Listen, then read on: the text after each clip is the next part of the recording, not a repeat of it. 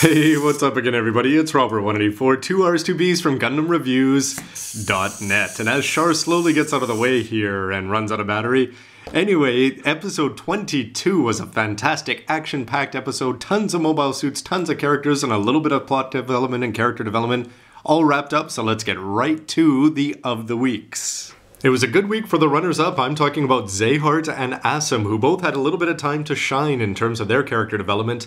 Especially, we're getting more backstory on Zeheart and why he's doing what he's doing, including the revelation that Vegans do not like X-Rounders, but they do need to harness their power, so it's going to be very interesting to see how his self-loathing or that kind of thing plays into this and whether he will ever end up being friends with Asim again.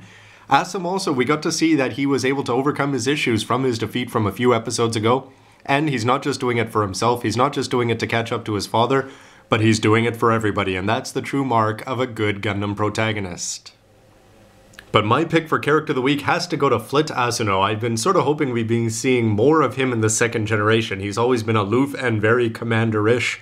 Whereas in this episode we got to see him both as the caring father and the cold commander, all wrapped into one scene where basically in the middle of the most essential battle, he heads out in the Age 1, and of course he's going to go straight to where his son is, save him from almost certain defeat at the hands of Dezel and Zeheart. But over the course of that, we get to see both his tactical genius and still how much he cares, and still at the end, just how cold and harsh he can be. Now, whether that's just pushing Asim to become all he can be, or whether there's something more, and whether Flit took a little bit more damage than we expected in that first generation, remains to be seen, and something that I will be following with great interest. For Mobile Suit of the Week, everybody had a few moments to shine, even from the Adels, or the Shell Dolls, or the Genoas 2s, things like that, and the Divas crew, we didn't get to see too much of them.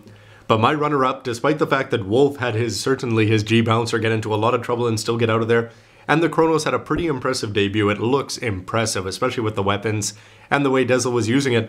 But my second favorite suit of the day has to go to the mass-produced, the Cubely, or the Zetis. Basically that yellow trim, they've replaced the gray with the red, and now they throw on some yellow with that. No word as to whether that's going to go on sale, although that would be a pretty easy paint job. Anyway, I thought they did a fantastic job of setting up an elite team, and now that we know more about the Vegans and their dislike, apparently, of X-Rounders, and yet the fact that they're still willing to use them brings up a very Double Zeta-ish feel to the series. But my pick for Mobile Suit of the Week has to go, like character, to Flit in his old school Age 1. First of all, it was great to see him head out into the middle of battle, turn the tide in favor of protecting his son. But it was great to see the Zedora sword was about to strike home and the Age 1 showed up just in the nick of time. And it still put up a heck of a fight, including against the newest Vegan suit in terms of the Kronos. Seeing them fight to their full X-Rounder and how many years, a quarter century of hatred all built up. It was great to see it done. Sort of cool that they did change the chest. Interesting, as people have pointed out with some really cool comments on my page.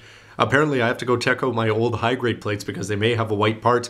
Didn't seem to be included in the master grade, which you can see here. But nonetheless, I'm sort of disappointed that they didn't change it all the more. Whether we could be getting something like a G3 or an MSV or a full armor or something like that in the future still remains to be seen. But then again, it's great to see that the Age 1 has not been forgotten this second generation. I wonder if it's going to have the legs to last the length of the 100-Year War. For Scene of the Week, there was some pretty cool ones, including Flit's awesomeness in terms of tactics and his X-Rounder abilities. As he had Wolf and Asim fire on him and Asim didn't want to, Wolf trusted him and he was able to get out of the way just in time to deliver a blow to the new X-Rounder twin bad guys coming at him. And I didn't catch it before, but thanks to the comments on my page, I realized that the voice actor for Zex Marquise and Mula Flaga is going to be Flit's assistant, who certainly had a chance to shine. It would be interesting if he is a wolf in sheep's clothing. But how cool was it to see him have that much lines of dialogue as he sent out the fleet to save pretty much everybody, or so it seemed, with his tactics? And even the Zedora versus Age 2 was overshadowed by Age 1 and its awesome fight, with Dezel with a little bit more of one more time for feeling kind of thing thrown in there. Good flashback to the Sparrow and the Farsha. And though it may seem a little bit counterintuitive, probably the scene that had the most impact for me, and I don't really know why, but when I thought back, this was the one that stood out, was Zeheart's retreat. Certainly showing all the signs of a good commander in terms of he did head into the battle recklessly. He was leading the battle. The fact that Flit was there certainly slowed him down. And of course his feelings for Asim and the fact that he was still willing to go through with killing him if he had to. There was a little bit of an Inspector Gadget, Dr. Claw thing at the end with I'll get you next time. But overall, the fact that he took Dezel out of the battle, retreated and said we have to go and do this again right, I thought showed a lot of maturity in terms of a commander, and is just going to set him up to be an even better bad guy, and of course his possible redemption will just be all the sweeter in the future for it. So overall, I thought it was a really solid episode compared to last week where we had most of our action inside the belly of a Genoese. This one was certainly action start to finish for 22 minutes, and though what we saw last week was very important for Asim's character development, and we can see him maturing even over the course of this episode, I just had to say that it was great to see all this action. Every mobile suit we've seen was in action, well displayed, and it makes you want to catch them all if you haven't already in advanced grade, high grade, and pretty much everywhere else.